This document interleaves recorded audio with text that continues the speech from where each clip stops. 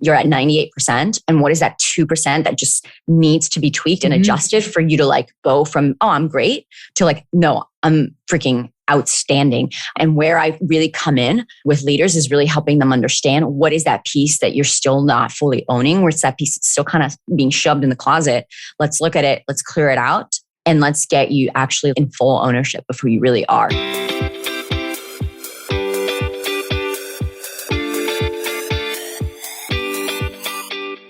Hey, it's Renee. Welcome to the Into the Wild Show, a podcast designed to encourage women to take their back of the napkin idea, launch it, and grow a wildly successful business. I founded We Wild Women, an entrepreneur training company, to help women like you, moms and go-getters, start the business of their dreams the right way. Not too long ago, I launched my $1 million agency when I was 8 months pregnant with my first son and welcomed my second son only 11 months later. So I know how to grow businesses and babies. Join me as I teach you the guiding principles and how to start and grow your business while overcoming the voice in your head screaming, "It's not possible." These raw and funny episodes will make you feel like you're right here with me, sipping on some Pinot and leaving more confident saying, "Yes, I can." Every episode leaves you with some action items and a real kick in the ass to get started. Here on Into the Wild, you'll hear from other trailblazing entrepreneurs and experts because I know that the best advice is from someone who's successfully done it before. So put your headphones on, grab a cup of coffee, and tune in because Into the Wild is about to begin. Subscribe to my mom's podcast. Hey, you wild women! My next guest is an author, speaker, and brand story strategist who works with high-achieving, purpose-driven experts and executives to help them become confident and fully express leaders with transformational stories, influential brands, and a tribe of raving fans. Since leaving corporate America in 2015, she's worked with world-leading experts across 30-plus nationalities, visited over 60 countries, and interviewed hundreds of people around the world about their story. She's thousands of hours of practitioner training in a variety of techniques, including neuro linguistic programming, breathwork, hypnotherapy, emotional intelligence, and life coaching. And she's been featured across so many publications, including Forbes, Entrepreneur, Business Insider, and has delivered a TEDx speech on the power of human connection. And she's been on the Tony Robbins podcast and has such an incredible story to share. Please welcome the incredible Celinne Da Costa. Hi, Renee and everyone. Thank you for having me. Well, thanks for joining us all the way from Bali, where it's morning time there and it's afternoon here. The sun is shining. I'm looking at the ocean and I'm sending you sprinkles of sunshine. We just got even more snow. I look out at the mountains, which is equally as awesome, but I do love beaches and hotness, not coldness. Yes, definitely hotness for me. No snow. Yeah. That's why I'm here. Exactly. Okay, so we're going to jump into some quick questions for those of you who don't know Celinne. This gives them a chance to get to know you faster. So you ready? Yes, ready. Where are you from? I'm from Rome, Italy. The accent is deceiving, but okay. Yes, I'm Italian. Because I picked up on like a little bit of something, and I'm like, I don't know, but it's very subtle. But I sound like an American, but born and raised Roman. Sweet. I went to Rome on our honeymoon in 2015. Yeah. I hate when I say this, but I love it because Rome really is the most beautiful city on the planet. But you know, cool. It's awesome. So when we actually got there, we're on our honeymoon. The first day, my husband had like the 24-hour flu. And I'm like, I don't know what you expect me to do, but I've never been to Italy. So I got you all of the medications you need to survive. I'm going out and exploring. I got proposed to like 3 times on the walk from our hotel to the Spanish Steps. Yeah, Italian men, they love the blondes, first of all. And second of all, they're very, very passionate. So oh, yeah. They're lovely conversations. Absolutely. Like we talked for like 45 minutes about watches with this one guy. Anyway, love, love, love Italy. Okay. So what is one of your favorite quotes? Ooh, you got me off guard. I'm just going to come with the first one because I have several, but the one that wants to come through is the one that wants to come through. It is by T.S. Eliot. And it is, in a minute, there is time for decisions and revisions, which a minute will reverse. Oh, it's like an infinity loop. It doesn't stop. Exactly. Wow. Exactly. That's why I like it. Captures the mysteries of the universe. Totally. Oh, wow. Okay. What is one of the best pieces of business advice you've ever received? Ooh, I would say unconventionally that the time you spend resting and recovering is just as important as the go, go, go time. Yeah. Thank you. Thank you. I actually have been sharing a lot about that lately. And I say how there is a time to grind, but there's also a time to rest. Yeah. And both are important. It's just you have to understand what is the most important. Yes. Yes. And I was told recovery is not a thing that's optional afterwards. It needs to be baked into the business building process. Yes. Okay. So I hope y'all are resting, drinking some tea right now, listening to this episode. What is one of your biggest business mistakes? Oh, I'm actually it's very near and dear right now. It is not building up my systems soon enough. And it's actually not creating that strong masculine container to hold that feminine creativity and flow and just kind of allowing everything to come back to me. So I've been in the process for the past 6 months of deep in the process of really building out systems, automating things, workflows, and all that boring stuff that I didn't want to deal with when as a creative. No, you got to deal with it. It's just going to catch up sometime. I know, because it's so tedious and repetitive and ugly. But hey, when you set it up right the first time, guess what? It works for you over and over again. I'm learning so many deep lessons on that. And I'm definitely now set on and have been building something that's more structurally sustainable. Cool. Okay. Last quick question is there a book that you could recommend today that has helped you in your journey? Oh man, I am a huge reader. So, okay, I'm thinking about your audience as well because I'm let me recommend you all of the books. I would say, you know what? I'm not going to give you a business book because I'm just going to tell you the one that really helped me so much is The Alchemist by Paulo Coelho. That is my favorite book and it helped my soul. So I'm going to recommend that. Wow, it helped your soul. That no one's ever said that before. Yeah. I was going to go for a business book, but you know what? No. It could be. So the book that helped my soul, because it was the right book at the right time, was the book by Ryan Holiday, The Obstacle is the Way. And it helped me as a parent the first time I read it, but then the principles applied to everything in my life. But when I read it, it had sat on our shelf for years. And my son, who was 3 years old at the time, broke his arm and needed to have surgery. And so I felt like a complete failure as a mother. So this book kind of literally jumped off the shelf. You need to read this. And I learned so much in that book that my son is a stoic and that the whole thing with his arm had to happen for me to understand my journey in all of this. Wow. Because the day after his surgery, he was on his first roller coaster ever. He was just I'm good to go, Mom. I have a cast, but life is good. And I'm oh my God, what an angel. I know. Meanwhile, I'm crying in the background. Yes, The Alchemist is highly recommended. Okay, so I want to know, you have such a great story. I'm really curious to see what you're going to share right now. But what inspired you to start your company? Ooh, so this work found me in a very, very unexpected, unanticipated, and pleasant way. So I used to work in New York City. I had I won't go deep into the story, but the short version is that I immigrated to the US when I was 10 years old. And something that really, really shaped me and my childhood was coming into this brand new country, an only child, not knowing what the heck was going on, growing up in a very turbulent household and just feeling very, very alienated when I was younger and growing up with this sense of culturally being an immigrant in the US, it's you have to make it in the US. There's this whole American dream package that gets sold to you, work really hard, make a lot of money, get that.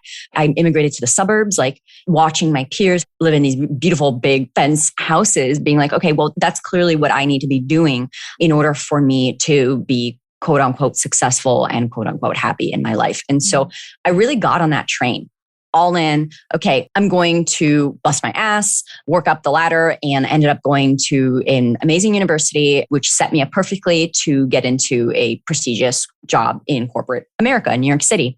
And so I was doing that. I was working as a brand strategist, which really set up the foundation for my branding work as well at an agency. And 3 years in, you know how it goes. I was working 10 to 12 hour days in New York City and my life just felt like a hamster wheel. I would wake up at 6 a.m, work out, go to work for about 10, 12 hours. And then the little steam that I had left in the evening, I would go on some kind of social media date or catch up with my friends for a drink and then pass out and then do it again. And maybe on the weekend, I would have some time to actually, explore or write or do the things that I liked. And it went on for 3 years. And I really started questioning, okay, so I just spent the past decade plus of my life working up to this dream. And here I am in this thing. And I just feel like I don't really have any purpose. I don't really I feel like my soul is wilting, actually, is the way that I remember journaling about once. And 3 years in, I had, one of the things that I talk about is that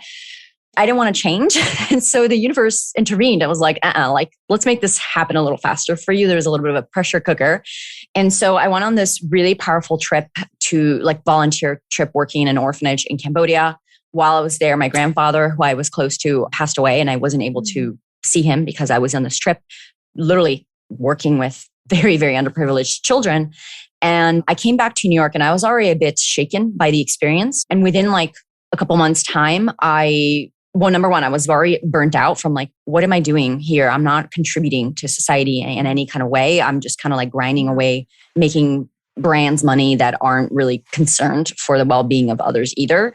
And then didn't get a promotion I thought I was going to get. My boyfriend at the time broke up with me. My rent went up by $700, which was unaffordable. And I just looked in the mirror and I was like, oh my God, my life is falling apart. What am I going to do? And there was that inner voice, which was very faint at the time, but got much, much stronger as I started to listen to it. That was you have to change your life and you have to do it in a way that's so radical that it just completely snaps you out of this trance. Wow. And I was like, okay, I'm listening. And wide-eyed, I'm just going to do that. And I had no idea what that meant, what I was going to do, how I was going to do it. So I went on this quest. And fast forward 9 months later, I made a decision to do a social experiment in which I challenged myself to circumnavigate around the world through human connection. And what I mean by that is that I was going to, I did, but at the time I was going to essentially travel around the world by staying in the homes of people that I knew, friends of friends, people I met on the road. So my rule was that I need to be connected to some degree to everyone that I stay with so that I maintain that level of deep human connection. But I'm just going to throw myself into the world. I'm going to see what happens. And all I'm going to do every day is write, travel, and meet people. Let's just see. I left everything behind in New York, packed a carry-on, went on this trip around the world. And 1 year later, 20 plus countries later, and over 100 people, most of them strangers that I stayed with, I had obviously a very, very powerful experience and learned a lot of lessons about humanity, about how people around the world live, around different cultures. I spent, I don't even know how many hundreds of hours interviewing different people around the world. And I had many, many insights. But the one that really led me to start my company was this one, which is that everyone on the planet has a story to tell. And the way you tell that story will change your reality. And so no matter who I met, whether it was a villager in Myanmar or a executive mogul in Kuala Lumpur, Malaysia, it didn't matter how much money you made, what walk of life you were from, what happened in your past, the way that you were presenting yourself was actually determining the quality of your life, the quality of your reality. With that insight, over that year, it's important to mention that I was telling my story every single day. I was putting myself out there. I was sharing my story. I was sharing the story of the people that I was meeting through social media, through email. And I got actually picked up by Forbes, who offered me a column to document my journey. As a result, I got picked up by more media. My social media following grew quite quickly. And by that end of the year, with that insight, I already had a bunch of entrepreneurs asking me, they had companies, friends with companies, and they're like, Celinne, you don't have a company. You're just traveling and you're building up your brand and you're getting featured in all these places. And what are you doing? Can you help me? Because I've been struggling with my company for whatever plus years, and I still can't get that level of attention or PR visibility. Can you help me out? And I just started to meddle with it and realized, oh, okay, actually there's this thing that the moment that I help people really own and tell their story, and they put it out there in the world through their company, what happened, I just started seeing some crazy results where people just started getting known and picked up and seen by their audience really, really fast. And then that's where I realized I got to go all in on this. And 5 years later, here I am. Wow. And it's so true. I mean, I've been listening to a lot of podcasts lately, and it seems to be a theme. Even Chris and Lori Harder, they talked about this recently, about the moment you step in to who you really are is when you actually attract the right amount of abundance and the right type of abundance. We talked about this before pressing record, how we feel like we have to maintain this identity throughout our entire life. So if you started in, corporate America when you're in your early 20s, we feel so much pressure to just bring this all the way through to retirement. But we go through cycles in our lives and things change. You maybe become a mother, or you become an entrepreneur for the first time, or you move across the world, or you sell everything and it changes you. One of the things that I actually find a lot is, and I went through this whole experience myself, is that we are not taught, at least in mainstream Western society, we're not really taught to see life or deal with life as a cycle. We look at things, it's very linear, it's very masculine, it's very, like A, B, and then C, and then D, and then F, and then you're done, right? And actually, when I look at the way that we need to operate in life, in business, in branding, and anything really, it's actually like a cyclical motion, and it is an upward spiral of going through cycles, of going through the ups and going through the downs, and knowing that any time that you are going through that up, through that challenge, or you're going through that wonderful thing, it's a cycle. And just being present for it and like having the tools and inner technology to be able to actually just move through that. And that's the work that you do, right? So tell us about this. Yes. So I work with people to really help them activate their story, like their most authentic, most empowering story, and bring it out into the world in a way that is sustainable for them and grows their brand and business. And so a lot of the work that I do externally, what you see is entrepreneurs who have these really powerful, bespoke brand stories. And one of the things that, I usually say is like, how did Oprah become Oprah? How did Steve Jobs become Steve Jobs? How did Richard Branson become Richard Branson? And, when you think of these bigger than life figures, what you see is, and what you feel is them, is like who they are and their story. And then of course they have a bunch of companies and they can switch companies around. It doesn't actually matter because it's who they are that and you either connect or don't connect with. And so, on the outside, you have the brand story that is like when people engage with you, either in the online space or in person, wherever they find you, how do they feel about you? What do they perceive of you? Which will inevitably build that know, like, and trust factor and influence them to buy from you. So that's where the marketing piece comes from. But actually, the deeper question, what I work with people on is, okay, what is the story that you must embody and actually step into to really become that magnetic radiant figure? Because magneticism is energetic. It cannot be manufactured, or you can, but it's going to be like pushing a boulder up a rock and it's going to burn you out. But real true magnetism is really just you radiating your authentic self to the world. And so what I work with leaders, what I do is I really help them understand, okay, what is that story that you want to tell? And within that story, where are the pieces where you yourself are still feeling insecure, where you're still having imposter syndrome, where you're still feeling like you're not enough? Let's look at those pieces. Let's actually heal them from a mind-body level. And then let's look at your story again and see now that there's not all these like little sneaky, disempowering pieces in there, pieces that are actually subconsciously dragging you down. Now that you've released them, let's get you to really embody and believe in your own worth, like feel your own worth. And not only that, be able to speak to your own worth. And let's give you the language to actually be able to properly communicate this through your brand, through your marketing and branding channels. I mean, this work is so important. You got me thinking of like Mel Robbins. And if you know her story, she became famous from her work because she went through bat crap hell for the longest time and then did some version of this work for herself. And now she's like this beacon. I think she was like the most booked keynote of like 2019 or 2020 or something like that. Oh, wow. Yeah. And I think about those transformations for myself and then people that just go from like, and it's not like these overnight successes, but they make that switch. And they become the version of themselves they really, truly should have been for like the longest time. It's beautiful. Yeah. That's where my work is. It's helping people make that switch. And, I were chatting about Tony Robbins' work as well. And there's something he talks about, which is that the difference between great and outstanding is 2 millimeters. It's just that like really tiny shift. And it's that you're at 98%. And what is that 2% that just needs to be tweaked and adjusted for you to like go from, oh, I'm great to like, no, I'm freaking outstanding. And where I really come in with leaders is really helping them understand what is that piece that you're still not fully owning, where it's that piece that's still kind of being shoved in the closet. Let's look at it. Let's clear it out. and let's get you actually in full ownership of who you really are. So you want to grow your business, but you're stuck. Maybe it's your lack of organization or the sheer overwhelm of doing it all. Maybe it's because you have kids and you wonder how you'll be able to manage parenting and entrepreneuring. It's a good thing you're tuned in, because if this is you, I have a solution. It's my private coaching. This program is designed to help female entrepreneurs get unstuck, inspired, and motivated to grow their dream business. All you have to do is go to wewildwomen.com/coaching. That's www.wewildwomen.com/coaching and check it out.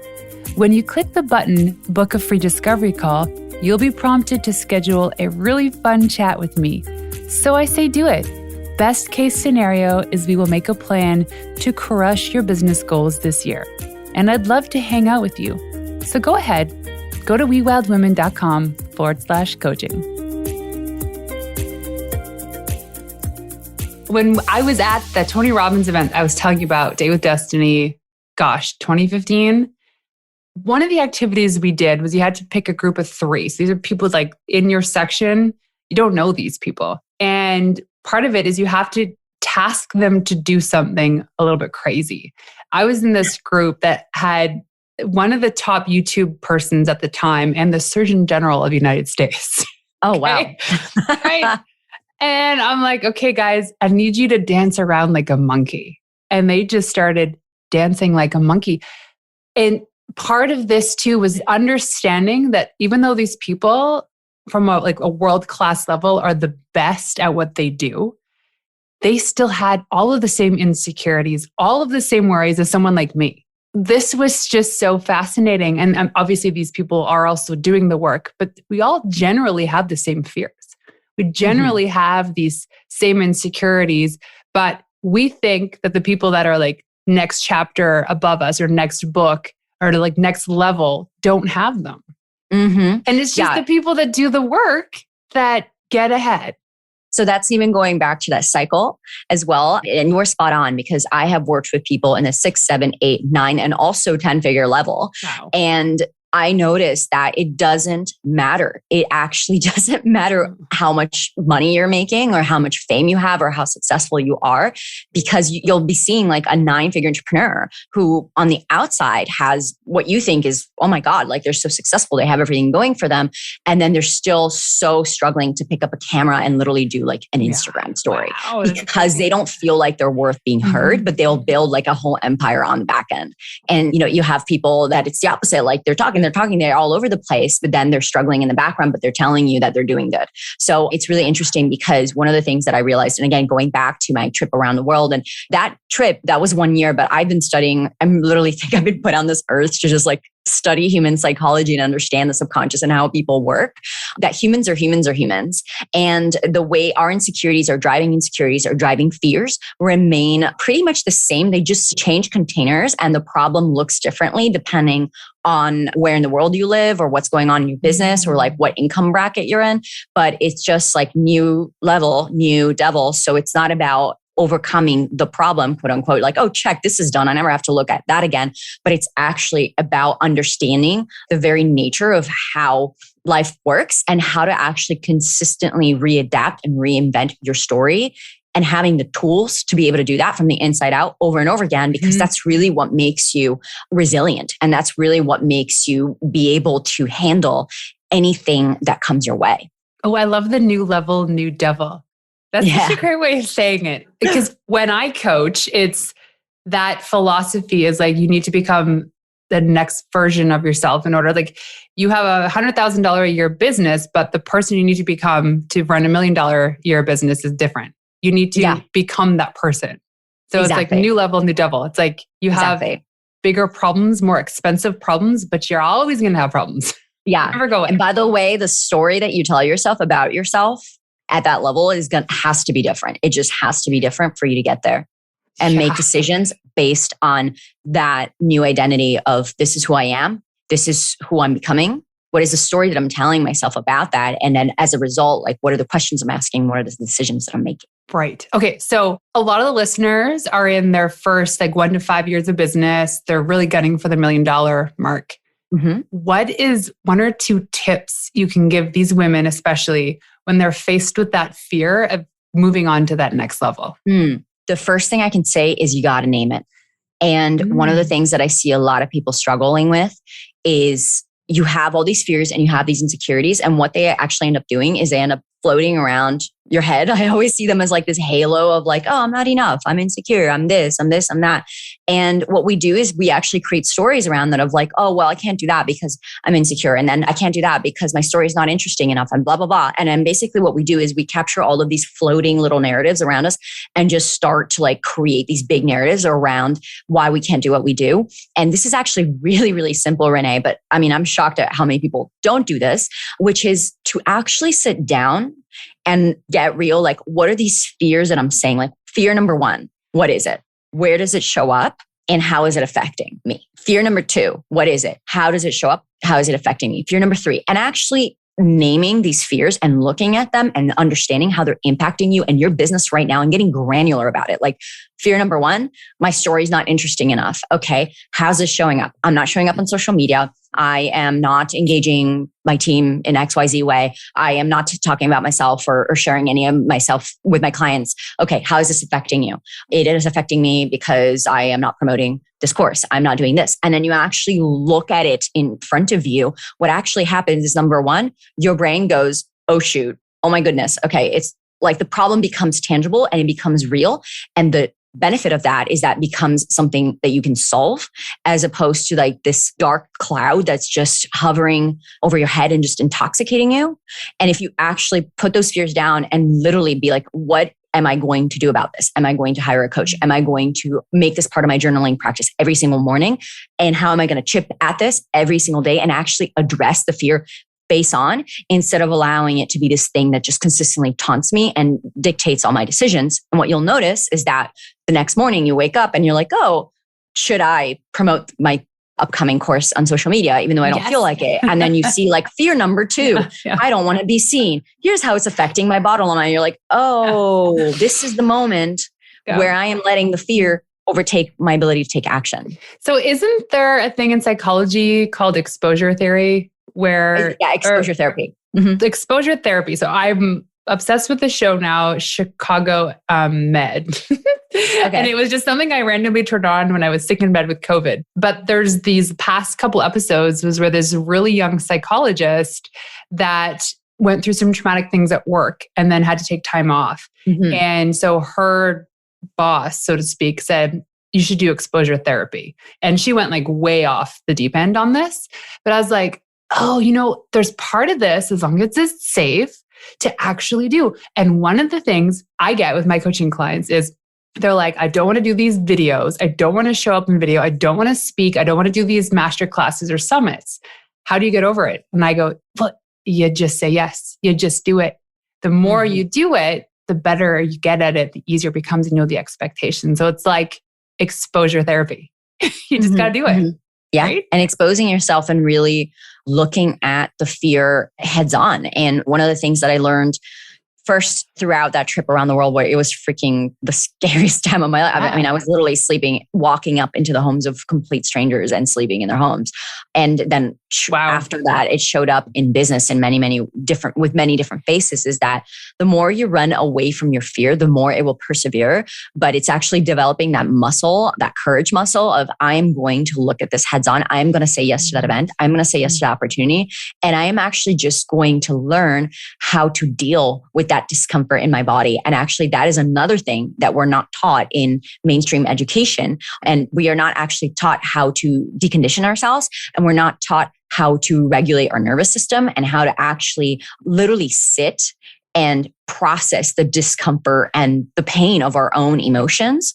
And because we avoid the emotion, what actually ends up happening is we create this whole saga and this whole narrative around avoiding the emotion, when actually, if you just go into the fear and you feel the fear and you feel the lack of worthiness and you feel the not enoughness, and you equip yourself with the proper tools, which is one of the things that I teach my clients as well. Like, what are the tools and techniques that you need to really be able to hold yourself in that space? When you do that, then the fear just becomes something that you deal with, because fear is it's not going to go away most of the time. It's not about becoming fearless. It's around becoming more tolerant and expanding your capacity for holding fear without it letting it affect you, and really doing it scared until you're over it. Do it scared, baby. There's a really good book. It's a child's book called There's No Such Thing as Dragons. I believe it's called. Anyway, so the first time I read it to my children, they must have been like 4 or 5 at the time. The first time we're laying in bed and I'm reading it to them and it was done. I put the book down and I said, holy F. And they're like, oh, Mama, you said the F word. And I was like, that was so deep. So the whole journey of the story is that this boy wakes up one morning and he sees this little dragon at the end of his bed. And he goes to his mom and he says, Mom, there's a dragon in my room. And she goes, oh, there's no such things as dragons. And over the course of the day, he sees this dragon and it gets bigger and bigger. And the mom still doesn't see this real dragon. And so she starts cleaning the living room and she's like picking up the paw of the dragon to like vacuum underneath it. And the dragon got so big that it took up the entire house. And it moved the house and all these things happened. And finally, the mom saw the dragon. And the moment the mom identified the dragon, it shrunk down to like the size of a kitten. And so the whole moral of the story is like, the way that I took it is like, especially when a child, but you think of it as an adult too, is when you see these things inside of you, this discomfort, this fear, the trauma, is you have to identify it. You have to look it in the eye and be like, this exists. And the moment you say this exists, it actually gets smaller. You know what it is. Yeah. 100%. And, I'm glad you're saying that, because something else that I want to share is that the fear is real. Again, with the mom, I might not see your fear and you might not see my fear, but the fear is real. And there is also a level of honoring that, the self-compassion, and really practicing like, hey, I have this fear. It's real. But just because it's real doesn't mean it gets to overtake your life. It doesn't mean it gets to pull you away from your heart's desires, that it gets to pull you away from taking the action that you need to take. But also don't just ignore it and pretend that it doesn't exist. Because even when we look at the world of social media, where we always see the highlights, we always see the curated version, but we don't see the lowlights. We don't see the shadow world. We just see the light. But really, like, the shadow exists. Like, we have light and darkness within us. And in a very light saturated world, we just want to show up and be happy and be perfect and be good. And, really show up and like, look at me, like I'm a beacon of sunshine. But the thing is that fear is real within you, and it needs to be seen and, yes, tangibly making it real, because it will help you take actions and break it down. But also from a space of like, hey, I see you. Like, there's a hurt little girl, there's a hurt little boy in there that really needs my love, care, and attention. And I'm not going to ignore you. I'm not going to shove you in the closet and pretend like you don't exist, because guess what?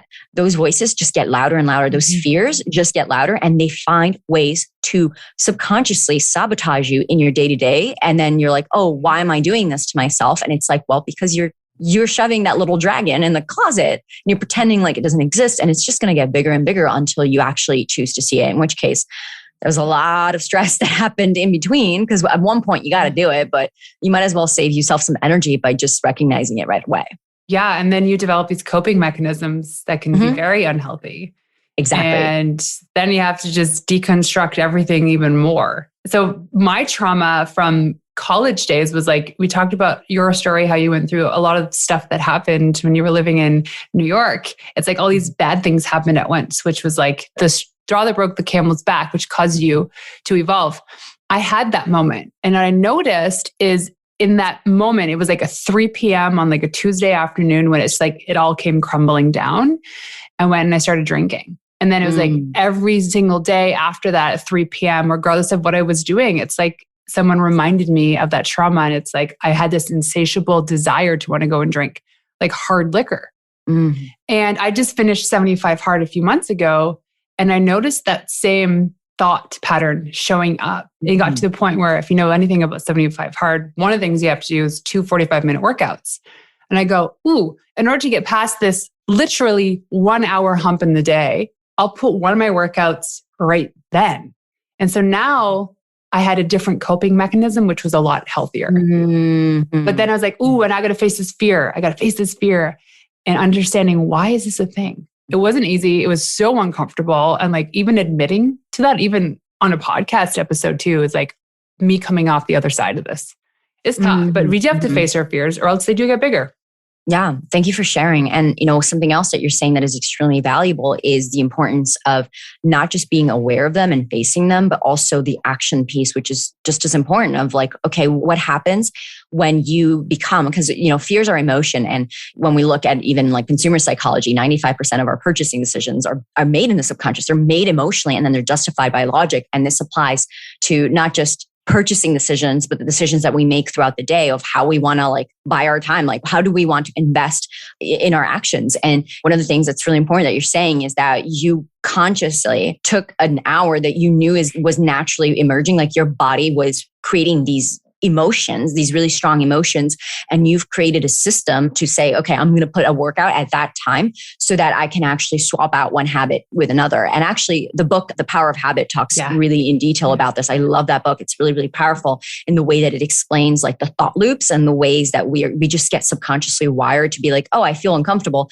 So I'm going to go outside, I'm going to smoke and I'm going to feel better. And then I'm going to feel uncomfortable again. And then you just start to loop. But it's really, really important to have the tools to resource yourself. Number one, to be like, oh my God, in the moment, I am having an emotion and it is hijacking me. So let me reconnect to my breath. Let me reconnect to my body. Let me remember my bigger why, which are all part of my process as well. And then what is when you're not in that emotional hijacked state and you're really, your prefrontal cortex is the one that's in the driver's seat. It's like, okay, what is, and next time I have the state, next time I'm in this space, what is the action that I'm going to take and I'm committed to taking that is going to help me supersede that fear? And then when you're in that moment of being emotionally hijacked, just remembering the commitment that you made to yourself and just taking the action, even though your body's like, oh my God, I just want to go back to doing what I was doing. Right. I want to go back to bed. I want to eat this chocolate bar.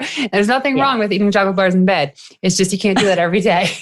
I was just thinking that. I was like, oh, that's not the example. And I was like, I like eating chocolate bars in bed. We do. It's okay sometimes. Right. Okay. So I have one last question for you. Yes. When I ask you what it means to be a wild woman, what is that for you? Oh, well, actually, I'm a co-author in a book called Woman Gone Wild. No way. Yeah, funny enough, I've been asked this variation of this question before. So I can tell you what it means to me is it's coming back to the earth. And I think that we as women are extremely powerful, magical, manifesting creatures. And in a very digital, like hyperactive society that's really the doing and the like go is very, very rewarded. I think it's really important to literally come back to the earth. And for me to be a wild woman literally means to like sit on the grass, like dig my fingers into the earth, like allow the sun, like receiving from the sun, like just bathing naked in my backyard, like feeling the sun on my skin and allowing myself to really like receive what nature has to give. Because for us, we are like cyclical creatures. We have our cycles. When the full moon comes up, we feel the moon. There's a deep connection that we have with Mother Earth, and we get a lot of power from the earth as well. And so for me to be a wild woman, it's to remember like, hey, yes, I'm running a business and I'm serving a lot of people, and I'm going to be impacting and doing all the things and all the things on my to-do list. However, at the end of the day, I am also here to receive. I am also here to be the magical creature that I am. So I'm going to sit on Mama Earth and I'm just going to soak in like her energy, and I'm going to soak in the sun, and I'm going to soak in the sunshine and dip my toes in the ocean, or in your case, take a walk in the mountain, and just remembering that I am part of something way, way, way, way, way, way bigger than my social media account or, my QuickBooks balance or, my everyday grind stuff is ever going to be. So really staying connected to that deeper purpose of why we as souls have been put on the planet and why we've been put in the planet in the form of a freaking woman. Yes, I love it. Bam. Okay, so Celinne, if somebody wants to find you, follow you, or find out more about your products and services, where can they go? Yeah, absolutely. So I would recommend 2 places. So number one, it would be my website to find out about products, how I coach, how I teach. I have some really cool freebies in there as well for those of you who are like, okay, I'm ready to dive into this stuff. I have a masterclass that you can go watch on my website to really get that foundational of how do I build that story that's really going to magnetize my ideal client. So the one thing to know about my website is just the spelling of my name, which a lot of people get it incorrectly, completely reasonably. So it's CelineDaCosta.com. It's CELINNEDACOSTA. So 1 L, 2 N's. My mom got creative. Don't ask. There we go. And the second place is where I like to hang out in a day-to-day, which is my Instagram account. You'll see some beautiful stories from Bali, some fun adventures. You'll also see how this whole story thing works in my posts. Okay. And you can find me at Celinne Da Costa. And it's actually the same on all social media channels. So even though I'm most active on Instagram, you can find me anywhere at Celinne Da Costa. Awesome. And I'll put that in the show notes. Well, cool. Thank you so much for joining us so early in the morning in Bali. It's been so much fun. Thank you so for having me. And I really do hope that you got some value out of this. And more importantly, take some action. So there you have it. Thank you for tuning in to another episode of Into the Wild. To make this girl happy and to help reach other women who are dreaming of starting their business, please leave us a 5-star review on iTunes and everywhere you listen in. Also, if you want to find me in the wild, check me out on Instagram at Renee_Warren. That's RENEE_WARREN. And leaving you with one of my favorite tips of all time. The best advice you could ever receive is from someone who has successfully done it before you. Until next time, ladies, peace out.